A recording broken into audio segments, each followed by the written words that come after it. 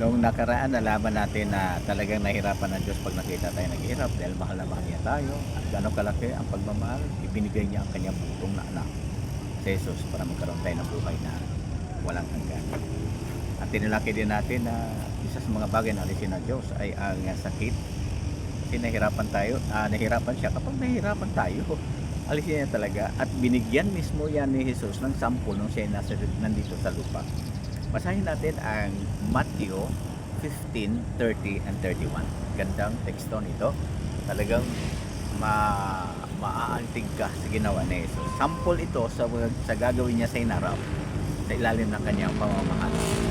Pag dumating yung kaharian na hinihiling nating dumating nawa ang kaharian mo. Sa Matthew 15:30, ganitong sinabi. At maraming tao ang lumapit sa kanya, at may kasama silang mga lumpo, baldado, bulag, bibi, at marami pang ibang may sakit. Dinala nila ang mga ito sa kanyang paanan at pinagaling niya ang mga ito. Kaya lahat ng iyon gumaling. Anong ulat sa 31? Namangha mga tao habang nakikita lang nakapagsasalita ang mga bibig. Gumagaling ang mga baldado. Nakapaglalakad ang mga lumpo at nakakita ang mga bulag. Ang pinuri nila ang Diyos ng Israel. Ang punto, ang ganda ng ginawa ni Jesus. Sample lang yun sa kung ano ang kanyang gagawin sa inarap. Ang ganda, diba? Pinakita niya yon kung ano ang kakayahan na magagawa niya sa gitan ng kapangyarihang binigay ng kanyang ama.